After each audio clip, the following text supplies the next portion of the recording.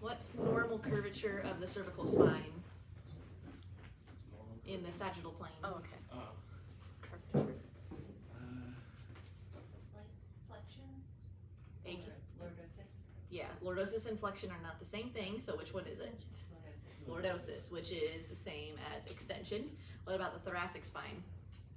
Kyphosis. Kyphosis, which is flexion. And lumbar spine, Lordosis. which is Extension. excellent. That's what's normal, some curvature in those directions. How many cervical vertebrae do we have? 7, Thoracic, 12, lumbar, 5. nailed it. Alrighty. We're feeling good about posture.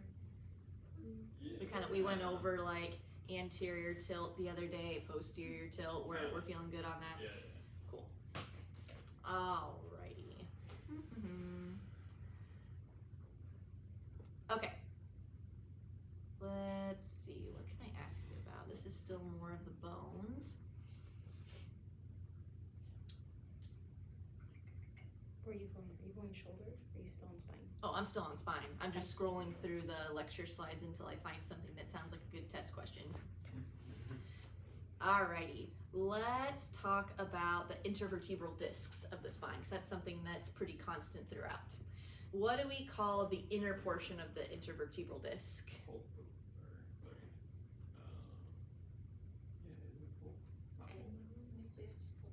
Nucleus pulposus, that is the correct term. And then what surrounds the nucleus pulposus?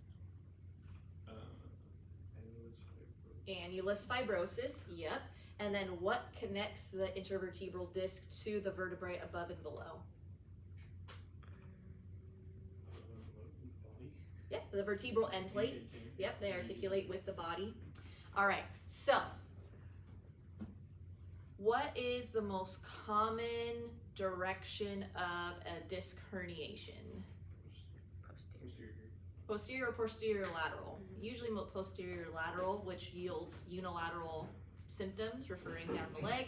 A central disc herniation would herniate the disc straight back into the spinal canal, so we get more like a central stenosis type problem.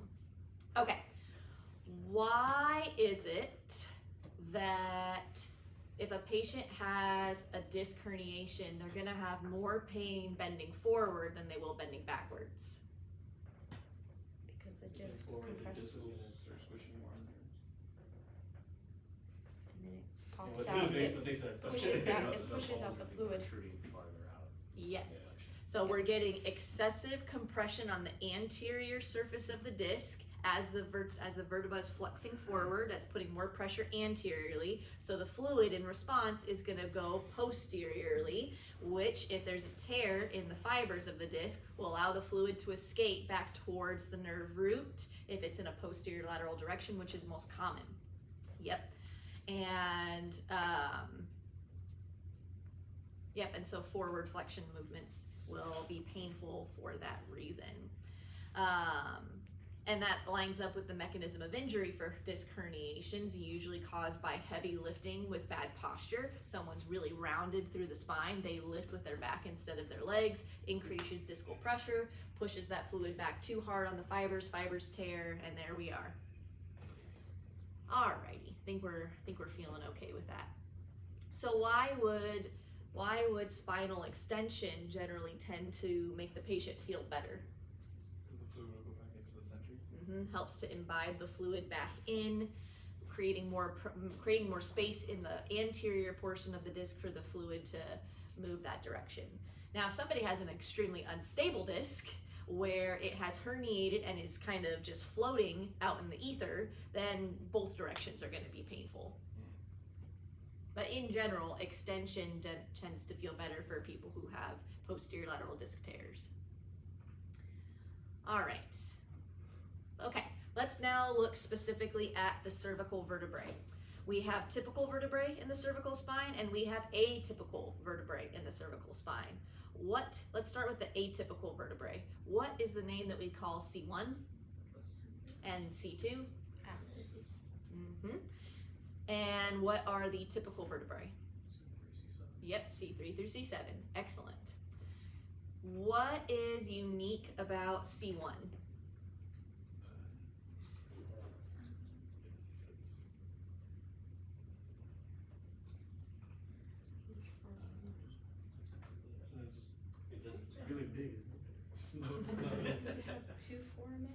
It does, Right. yep.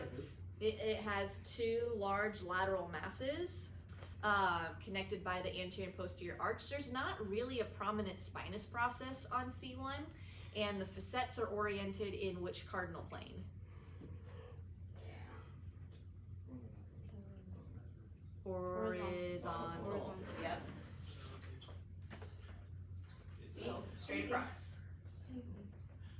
They're almost perfectly in that That point. was easier. And then the occipital condyles sit right on top. It took me a while. So we never talk about closed chain movements of the occiput on C1 because we're not all beatboxers or b-boys, I should say. Oh, So if we're talking about open chain movements, the occipital condyles are convex, moving against concave facets of C1. So rolls and glides will always be in opposite directions. The most prominent movement at this joint occurs in which cardinal plane? Sagittal, yep. Think of our chin tucks, our capital flexion and extension. That's the most prominent movement available at that joint. The next most prominent movement, and again, there's not a ton, would be side bending, followed by rotation. All right, C2, the joint between C1 and C2 specifically. What's the most prominent movement at this articulation? Rotation. 50% of rotation at the cervical spine happens at C1, C2. Super important to know. If somebody has stiffness at C1, C2, they're probably gonna have trouble driving, checking their blind spot, unless they're driving a fancy car with all the bells and whistles and screens to not have to look over their shoulder or even be able to look over at a mirror. All right, what features are special about C2? What makes the axis such a unique vertebra?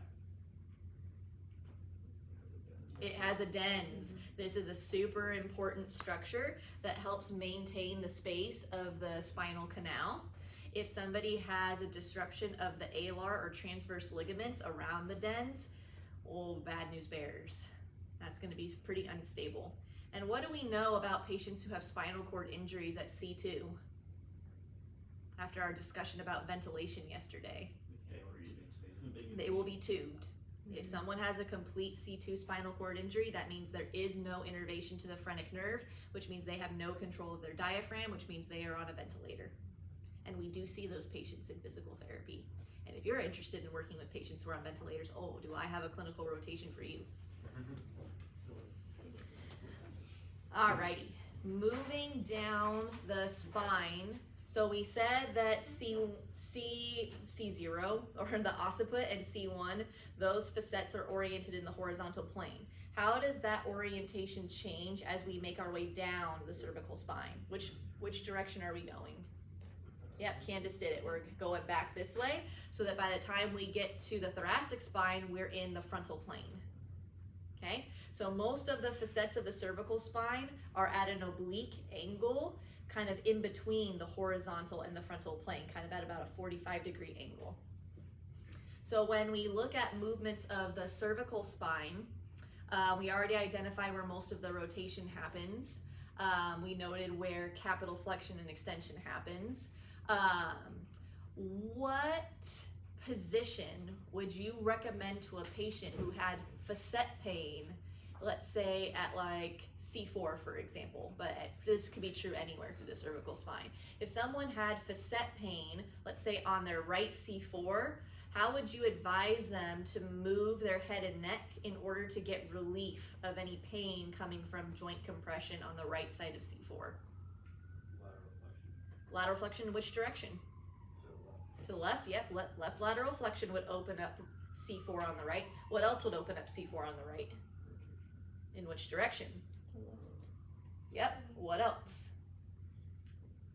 Flexion. Alondra said it, just not with enough pride for my taste. Flexion.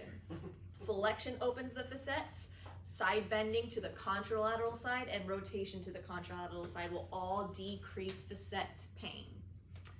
What about discal pain? Let's say I had a micro tear of my C5 disc and I was having some pain. How would you recommend that I move my neck if the tear is on, let's say on that right side again? If it's a posterior lateral tear at C5 on the right side, how should I move my head and neck to decrease pain coming from that disc tear? Extension, what else? Left side.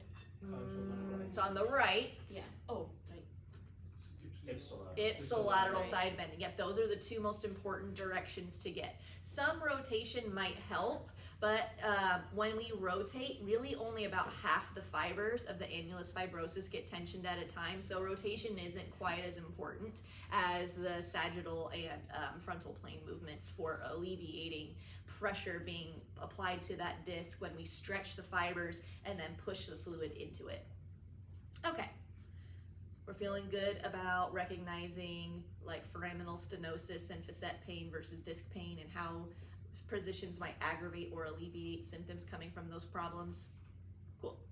All right, let's talk about the thoracic and lumbar spine. So what plane did we say the thoracic facets are oriented in?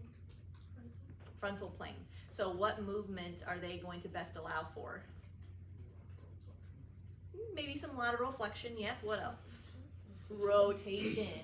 We have way more rotation available to us per segment at the thoracic spine than we do at the lumbar spine. Because in the lumbar spine, the facets are oriented in what plane? Sagittal plane. So they face medial and lateral. So when I rotate, those facets are going to come into contact real quick. So I only get about a couple degrees per lumbar vertebra. I only have 5 lumbar vertebra, so most of my whole spinal rotation will come from the thoracic spine as well as from the upper cervical spine. That's where I'm going to get the bulk of my money for that movement. What structure is present in only the thoracic spine and might be a limiting factor in how far I can move my thoracic spine? Danila said it, the rib cage. Yep. The movement of the ribs will stop at some point, movement in every direction, and that's not something that's a limiting factor in any of the other segments of the spine. Cool. All right, so we covered orientation of the facets in the lumbar spine, but then what did we say based on our discussion yesterday of traction happens as we get closer to L5 and S1? How does that orientation change? Think about the tilt of the sacrum.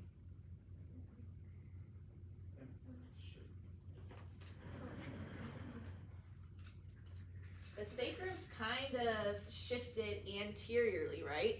So there's a little bit of a wedging that's going on as L5 sits on top of it. And as I come up the spine, the orientation of those vertebral bodies gets a little bit more parallel, but it's kind of tilted forward, creating kind of like that anterior wedge shape just where the lumbar spine meets the sacrum, and that does change the orientation of that bottom facet just a little bit. It also makes that region highly prone to injury, because you can imagine compressive forces coming up the lower extremities through the sacrum to the lumbar spine. That's kind of a tender junction. Alrighty, let's see. And of course the coccyx, we are not doing anything with that. It's part of it's the distal end of the fused sacrum. Ooh, this is a good one. What level does the cauda equina start? This is good prep for neuro.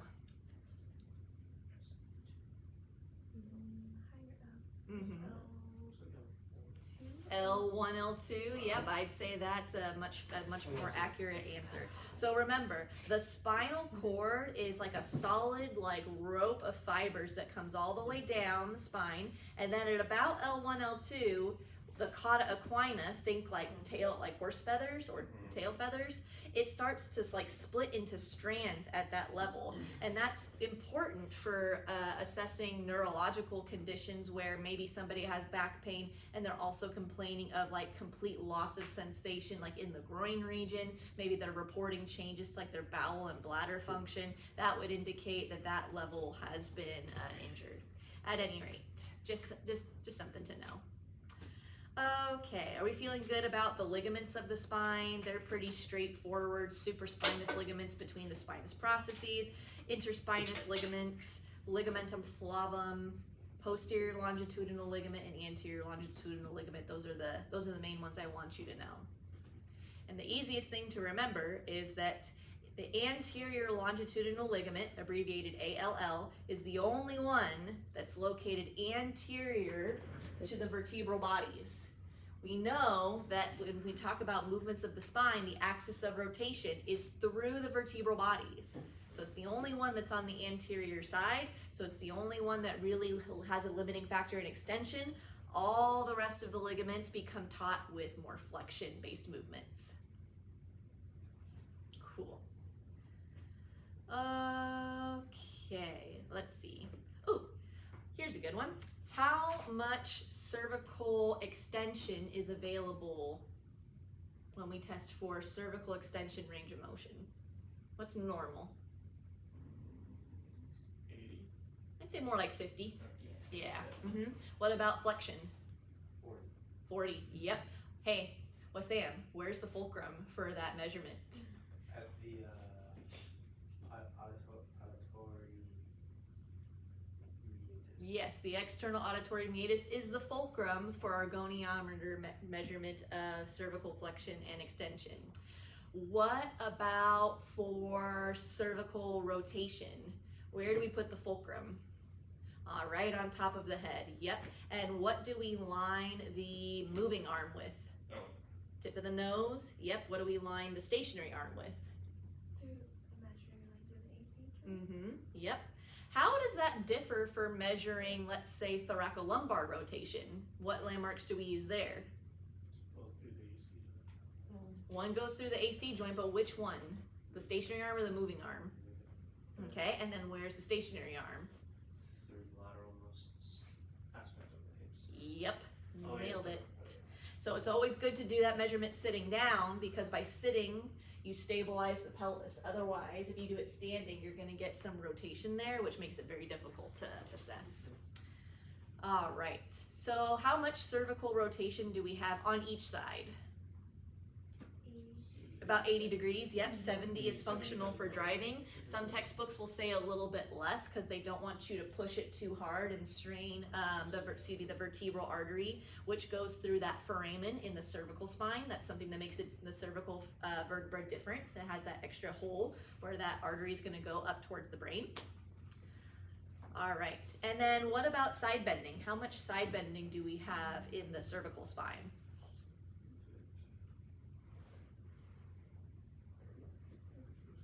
Yeah, 40?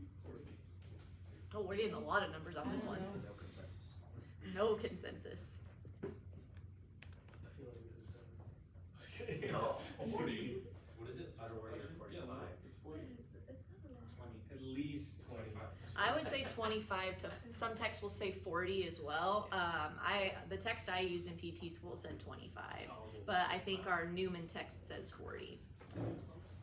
Alrighty, and where is the fulcrum for measuring side bending for the cervical spine? It depends. Yep, T1, and then the moving arm lines up with what? The center of the occiput. Good. Oh, I know.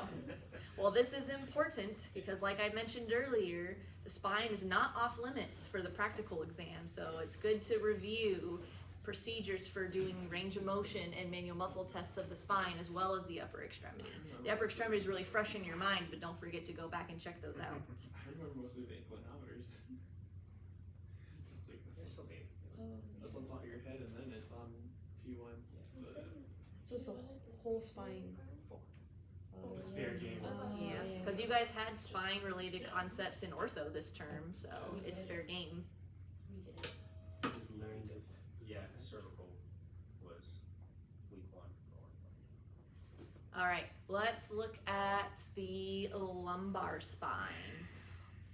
So we said the facets are oriented more in the sagittal plane. So what movement will that best allow for in the lumbar spine? Flexion extension, absolutely. The next most prominent movement, lateral flexion, because there's hardly any rotation per segment. And if I wanted to encourage my patient to do a rotation movement that would help to maximally distract, let's say, the facets of L4, L5, which way would I have them rotate? If I wanted to open the right, which way do I rotate? Right. Oh no, that's what's left, so you go left into. No, because then if you go left, you're squeezing it, so yeah, you go right. Milton is right. You rotate the same way. Turning right opens right. Turning left opens left. Remember? So we follow the spinous process. We name the rotation by which direction the anterior aspect of the vertebral body is moving from the upper facet, from the top vertebrae. So if I'm rotating to the right, kind of see it on this one. If I'm rotating to the right, the front of the vertebral body is moving to the right, the spinous process is moving to the left, and that's taking that inferior facet with it relative to the facet below. So I'm opening on the same side. That's the exact opposite of what happens in the cervical spine. Is the superior facet is lateral, right? The superior facet of the inferior vertebrae is pointing medially. The inferior facet of the superior vertebra is pointing laterally. Okay. So when I move the superior vertebrae, if I rotate right, the spinous process of that vertebrae is moving towards the left, which takes the inferior facet with it away from the superior facet of the inferior vertebrae. Whew, that's a mouthful. So if I had somebody who had facet pain on, let's say, left L4, how would I encourage that patient to move in order to decrease the symptoms coming from the left L4 facet joint?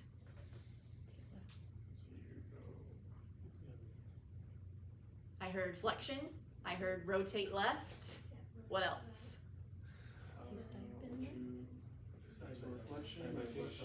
Flexion. So flexion, left rotation, side bend, which direction? Away. Yep, so side bend to the right. Yep, that would maximally open that joint and decompress it. Nice, good work. All right, we talked about discal pain. We covered anterior posterior tilt and the effect on the spine. We talked about the wedge of the lumbosacral junction. In patient care skills, we reviewed all the conditions of instability like spondylolisthesis. Let's see, SI joint. So this is a joint that does not allow for a lot of motion. Yes, there is technically movements that we name at that joint. However, I will not necessarily be testing you on them, but if you care to know, slide 66 goes over nutation and counter nutation, but you will not see that on the final. Just food for thought. But since that joint is not supposed to move, I am not a therapist that regularly mobilizes it. I might distract it if I had a patient who had severe arthritis through the whole low back and into the SI joints, but I don't want excessive motion occurring there, and that's my clinical rationale. Alrighty, let's name some muscles. Okay, let's name as many cervical flexors as we can. On your mark, get set, go. Name as many cervical or capital flexors as you can. Something Longus coli, that's a good one. What else? Scalenes, yep, they're flexors. What else? Rectus capitis, what?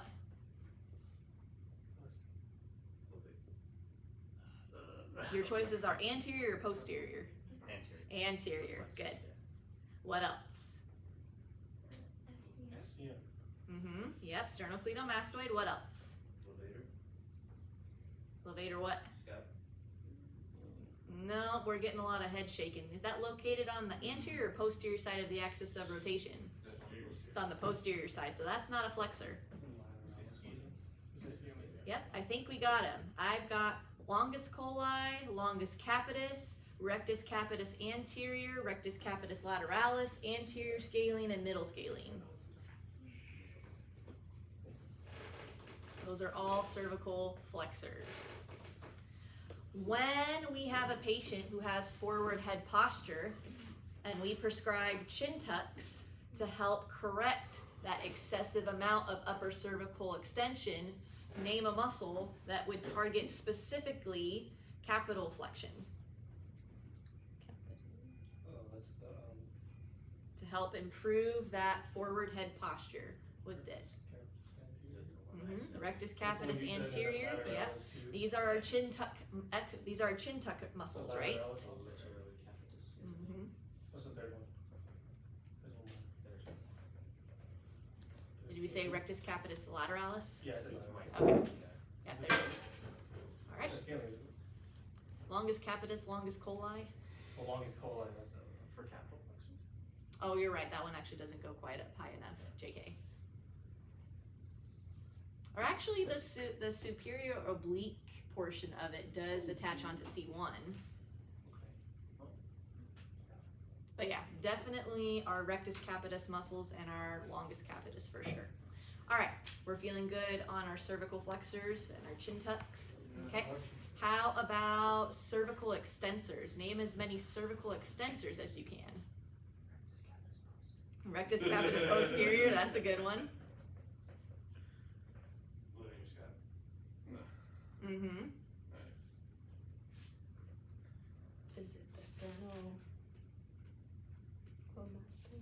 And we said that was a flexor. It's on the anterior side of the neck. It can't extend. That's true. Upper trap could extend the neck. Yeah. What else?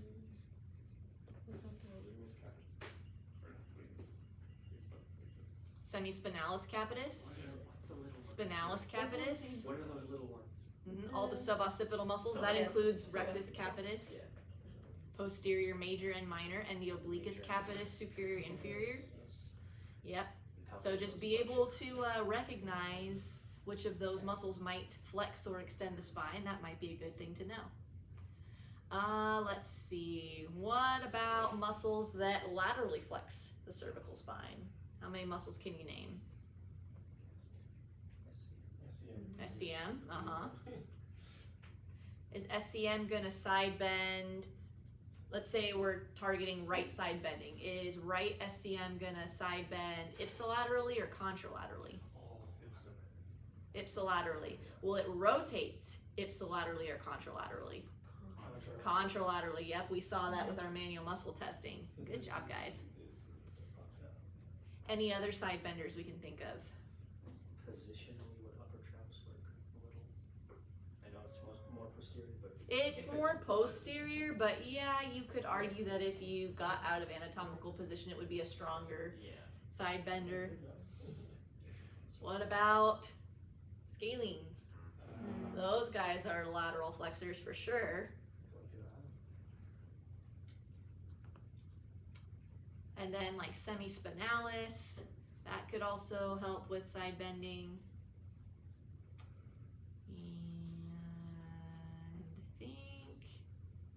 Oh, splenius cervicis and splenius capitis can side bend too. Yeah, there's a lot. There's a lot.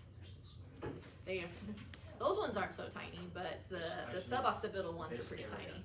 this area just has so much. It's got a lot of traffic going on, that's for sure. Let's see. Well, at least the innervations are pretty easy. It's just the dorsal rami of the level that it's at, and that's true for all of the muscles of the back. They don't have like special names like our peripheral muscles do, so that's pretty easy. Alrighty, let's see here. So we have sternocleidomastoid, we went over the scalenes, we went over longus coli, capitis, the rectus capitis muscles, the splenius, and yeah, we're good. Okay, let's see what else do I want to ask about. Oh, let's talk about the abdominal muscles. Let's take a let's take a journey down a little bit further south. What are the 4 major abdominal muscles? Rectus abdominis, internal obliques, external obliques. One more, transverse abdominis. What is the main function of rectus abdominis? What does it do? Action of rectus abdominis. Yep, trunk flexion. What about, let's do the right external oblique. What is it able to do on its own? So if it's firing independent of left external oblique, what is right external oblique able to do? Contralateral rotation, what else? Oh no, that's the other side. Ipsilateral side bending. Nailed it. And if both sides are working together, they flex the trunk. Okay, how about left internal oblique? If it's acting by itself, what can it do? Left internal oblique.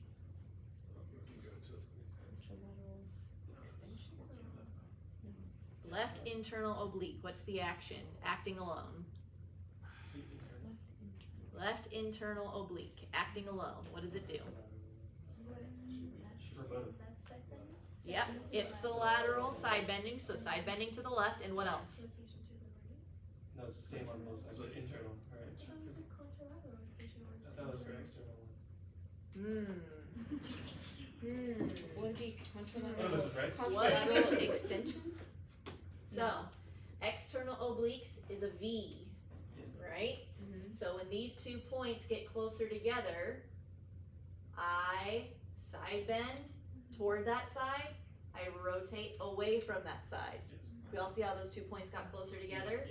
All right, internal obliques are an A shape, right? Or upside down V. I go by A because it makes it less confusing.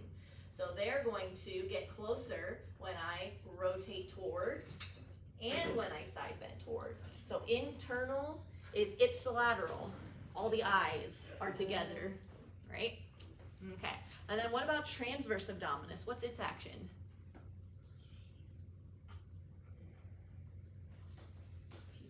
I'll give you a hint. It doesn't actually do any movement of the skeleton, but it has a very important function. Diaphragm. Nope, diaphragm's a separate muscle. Well, I mean, like, it T-A. helps, helps with breathing. Not exactly. Maybe with forced expiration. Sure, maybe, but that's not something that we routinely do.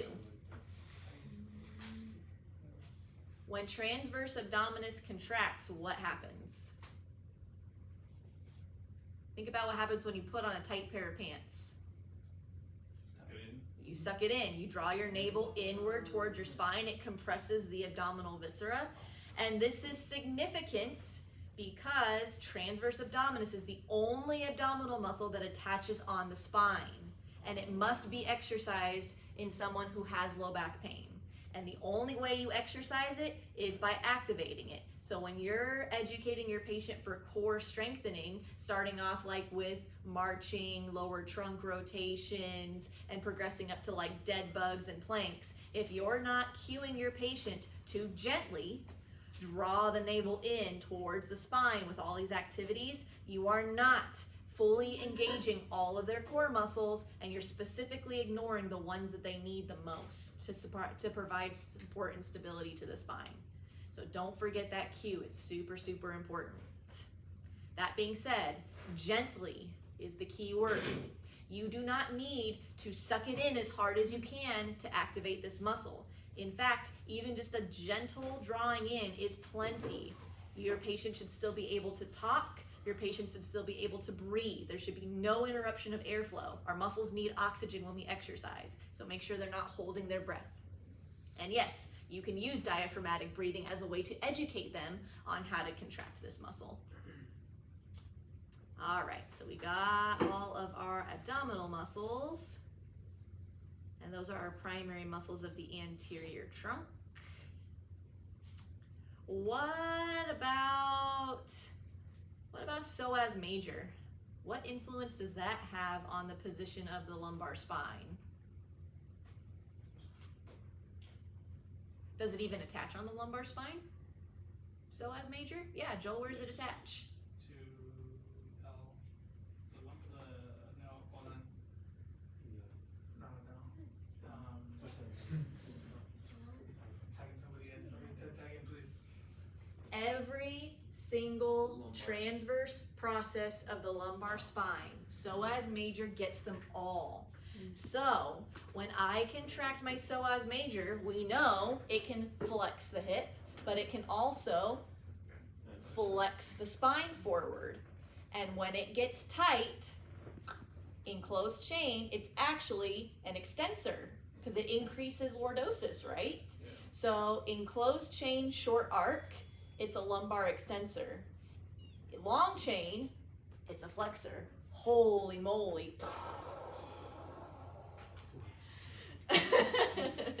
You just hit too much. We just blew my mind. How can it be both? Well, it attaches behind the vertebral body, right? So we said the axis of rotation is through the vertebral body. The transverse process is behind the vertebral body, right? So if it's pulling down in a closed chain fashion, it's going to wrench the vertebral bodies forward, but I'm going to compensate so I'm not looking down at the floor by getting my chest up. Therefore, I'm going to have an increased lordotic curvature. But if I allow the thoracic spine to not compensate, it's going to flex me forward all the way down, right? Or not all the way, but it will flex the whole system forward. All right, quadratus lumborum. What's its action? Extension. And? Side bending, or, Side bending which way? depends which side. See. Above the side, that's good. Ipsilateral, yep. And what else? Rotation. Which way? Ipsilateral. Ipsilaterally, yep. It's an A muscle, so it rotates and side bends the same direction. One question I have for that. Uh-huh. I know we're not cosmetics, but I'm guessing there's PT after this, but when there was that whole thing with people getting their floating ribs removed for that more Coke bottle kind of look, did you get patients like that for that kind of, because where does it attach after since it's on the floating ribs? I have never seen a patient for that condition Okay. in my practice, so I can't speak to that. Okay. How long ago was that happening? Was that a in the recent trend? 90s? Yeah, that was before my time. I was a baby. I was born in 1989, so I do not know anything about that. And there's a reason why that is not common practice today. So, They would get the ribs removed? They would get their Yeah. floating ribs It was removed. more was the goal to like have more of like a Barbie To figure? get the Yes. Coke bottle. Oh my gosh. There was. Why would any surgeon in their right mind do that? Because people paid a lot of money for it. That's true. I think people still do You're gonna have that. like scars. I think you're right. I think people do. Goodness gracious. Someone said she did that. I don't know if that's true. They probably still kept like the proximal intact so that way the muscles are still there. It's They not just get very rid of the big distal though. ones. I mean, That's my assumption. those Just legs are so exercise. Yeah. short in general. I don't know. I don't know. And QL takes up a lot of it. Yeah. All right. Ooh, here we go. Let's talk about testing the strength of the abdominal muscles. My patient is lying supine, knees bent, and I cue them to do an abdominal crunch where they're just lifting their head and scapula up away from the table. Am I exclusively using my abdominal muscles to do that through that range of motion? No. What other muscles do you think I'm recruiting, Danila?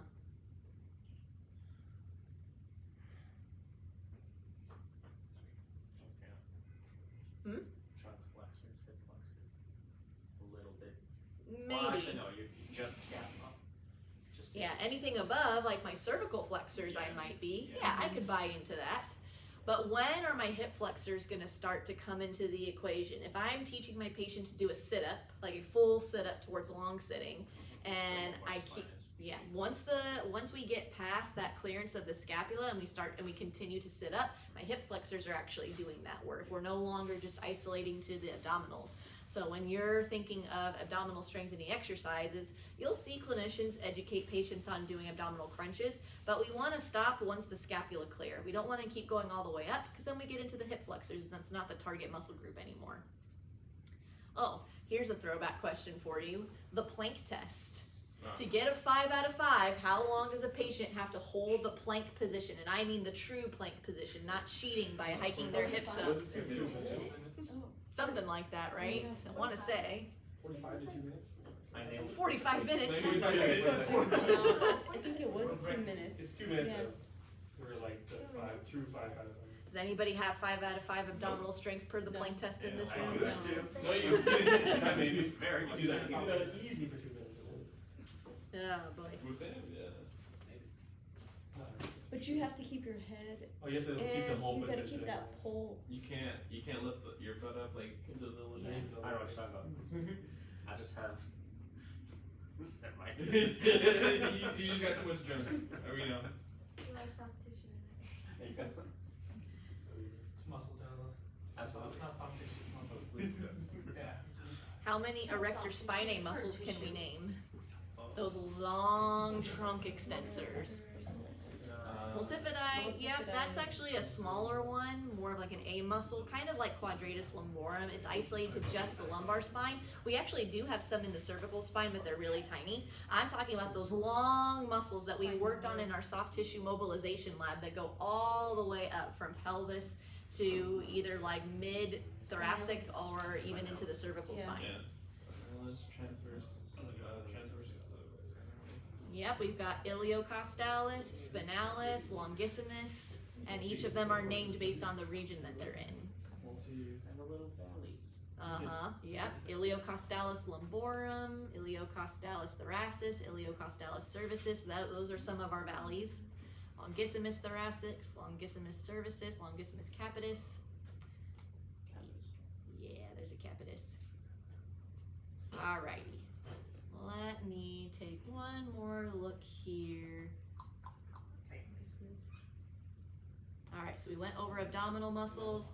We went over muscles to strengthen or stretch for correcting spinal posture, like our cervical flexors for chin tucks, for example.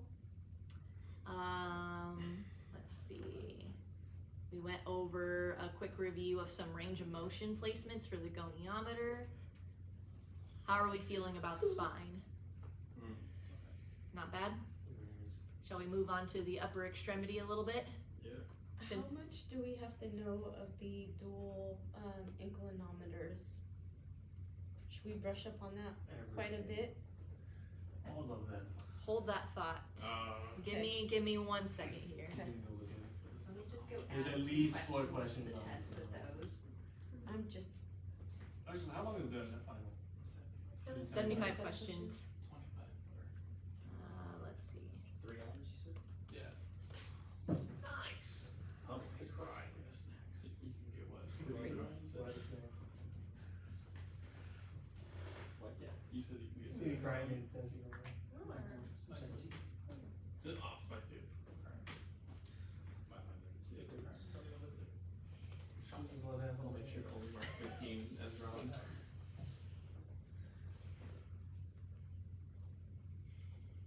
When was the last time I gave this test? uh-oh. When was the last time we had a combined practical? It was 6 months ago. I know, I can't do math. My brain is really So tired. it's, what month are Brain we in isn't now? raining. 10, so minus 6 is 4, April. Excellent. Okay. The math is That's that PT now. Ready, let's take the test now. No, I'm good, please. Open book. After the hand quiz, I don't know. I know. Jeez. Except for Davila. I don't never. Did you? Huh? I actually remember, I had a dream last night for the first time in a while. You guys can go. Slightly. It's been a while. You guys. See the water right there? You go there. What? Very slow. She's not gonna tell. Maybe I can find it on Moodle. And then Moodle is not gonna load because that's what it does. Yeah, man, 3, 4 o'clock. Time flies. When you're having fun. Oh, you're stressing. That too. Or when you're crying. Probably.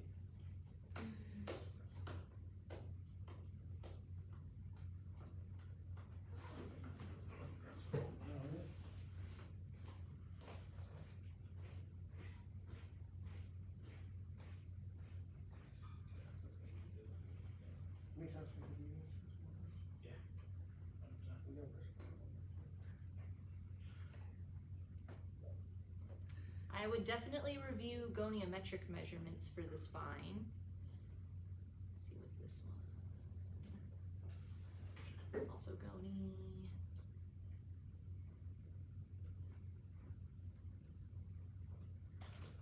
Spine. That one's a goniometric measurement.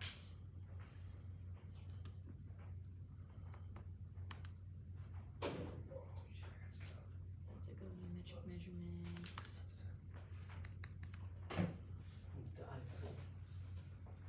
That's a goniometric measurement. I'm just looking through all the sample plan of cares that are on Moodle in procedures under week 6, and all I see are goniometric measurements for the spine. So that's what I would focus on primarily, is goniometric measurements that we covered for the spine, and we'll leave it at that. Not so much in kilometer. Not so much in clinometer. I'll be nice. No, be mean. Yes. So is the practical exam, is it a combined practical, so anything from this term or last term? So for 2-term classes like ortho and kines, it's technically cumulative. However, as I mentioned before, since lower extremity was heavily emphasized on the first practical exam, you could probably cross that off your list for the combined practical, but the spine and the upper extremity are certainly fair game because that has not been formally assessed in a combined practical scenario. So yes, I would review goniometric measurements of the spine. That would be a wise choice, a very wise choice. For procedures, just this term 2 still, right? Yep, because this is a separate course. Oh, so Term it's not 1 separate. was PTA 110, term 2 is PTA 210, separate course. Okay. So it is not cumulative of term 1. Yeah, we got Right? like what, 4 months? Think about it, you had like a quiz or a Yay, I test got my almost every single access day. restored. For the last, how many months? 4 months? 4 will be in November. Oh. We started in July, yeah, you're right. 3 months. And we're still 3.5, right? Learned all this in 3 months. 3.5. It's crazy how time goes.